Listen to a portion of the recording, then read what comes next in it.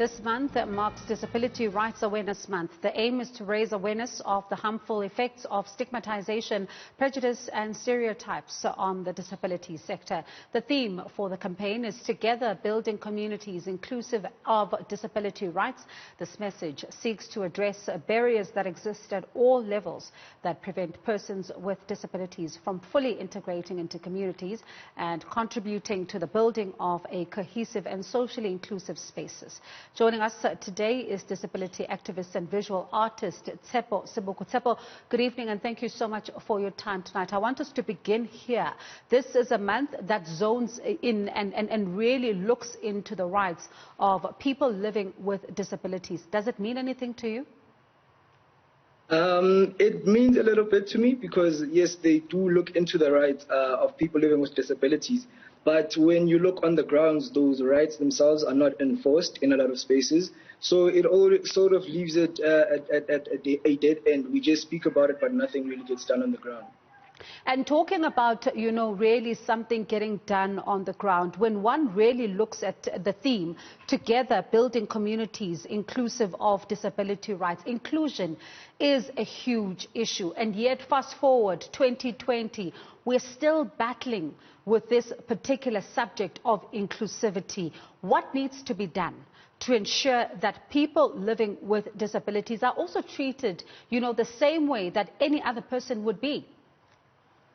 I think from my side, from my point of view, a lot of infrastructure, firstly just saying buildings and even mode of transport are mostly not wheelchair friendly. Some are, and you do manage to get around, but to some places when you get there, there is no sense of inclusivity, meaning that as someone who's living with a disability, you don't feel part of the public because every time you go into any space, you need to do something differently. So also in terms of a social standing as it is, for people with disabilities, it's just hard to get out because every other place you go to doesn't allow you to do so.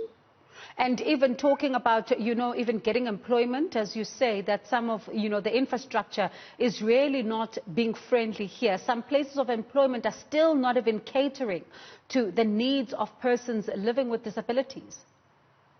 Yes, it is absolutely so. In some places, they do try to recruit people living with disabilities, but when they get there, they find that the place or the environment cannot be adapted to a system that aid them in their disability and working. And the Human Rights Commission says that access to, adequate services, basic education, adequate health also still remains a challenge. How do we navigate this? We navigate this by actually looking into what we mean by disability and inclusivity as it is. Because a lot of people with disabilities, I can say, have dropped out of school because they were frustrated about trying where they were not accommodated. And they end up frustrated, they end up on the streets, they end up the poorest people that we know. And some that are even intelligent that do find a way to go to institutions that allow them to study there and accommodate them with the disabilities do finish. But when it comes to point of recruitment, it becomes a bit of a tricky one.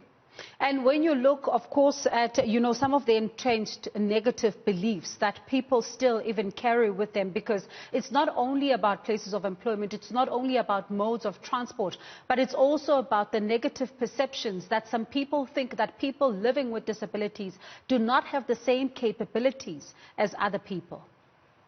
It is absolutely so. In a lot of places that I do go to, because I'm very social, so in a lot of places I go to, I can just read from people's faces that they actually don't understand why someone with a disability would be out, or because generally myself, I don't see a lot of people with disabilities in social spaces or just public spaces as it is.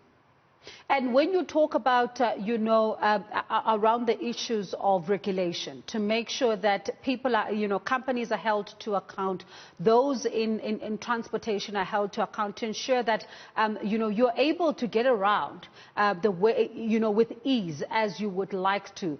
Do you think when we look into the places of employment, the Department of Labour is doing enough in order to ensure that some of these companies are really held to account to provide the services and to provide the ease by which people with disabilities need to move around? From my personal perspective, I do not think that enough is being done, and that people being held accountable for not aiding or accommodating people living with disabilities. Because I personally have a couple of experiences, even at malls or wherever it may be, where someone actually doesn't understand where you are coming from, you know? Because when we say inclusivity, there's almost things are done for people with disability, but when they are done, they are not done with them. So sometimes they try to accommodate you, but it's done incorrectly. So it really aids you. It doesn't aid you in any way. And when you talk about, your own personal story, I'd also just like to zone in on that, because you were put on a wheelchair by someone else. And this person had to then be put behind bars.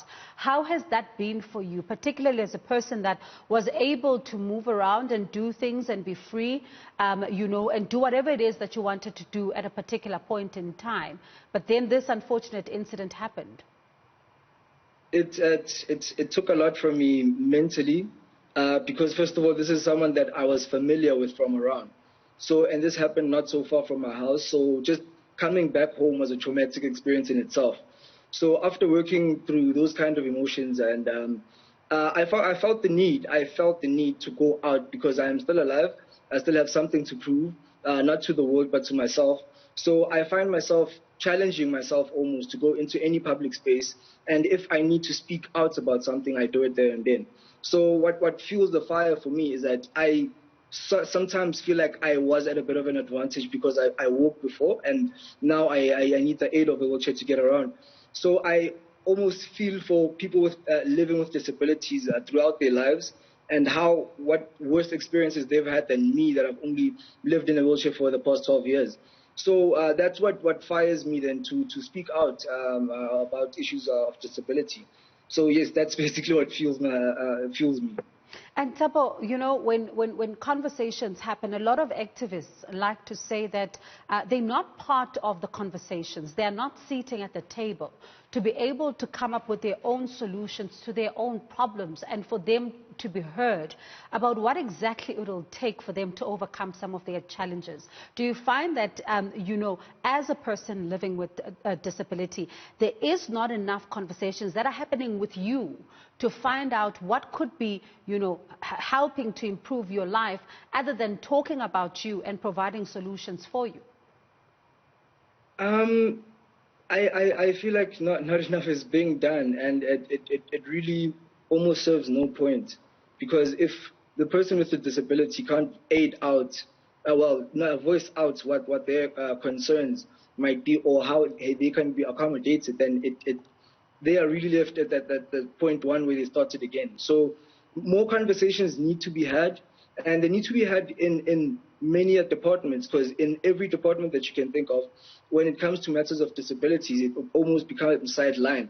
So we then sometimes, as people with disabilities, do not know who to complain to or to voice our concerns with. So I don't think enough is being done, even as just providing information to people living with disabilities on how they can find further help from the relevant departments because of their cases. And we're still in the midst of a pandemic. It's been challenging for quite a lot of people. How has it been for you? For me, it hasn't been as hard, but business-wise, it has been hard and trying to work, in as much as everyone else has been. But you feel for other people in worse situations living with disabilities. I recently just heard about 2 days ago of a guy who was being abused at home. He lived with a disability, and because of that, no one was visiting at home, and his brother just left him to die in his room. So there are people in worse situations that are unimaginable to some people, and especially for people living with disabilities. So it is hard for a lot of people, I will not lie. And these are harrowing stories, particularly the one that you've just shared right now. Certainly a very disturbing story there. Are you hearing about these stories more often? They do happen a lot. They do happen a lot, to be honest, because in our communities, people with disabilities are often hidden away.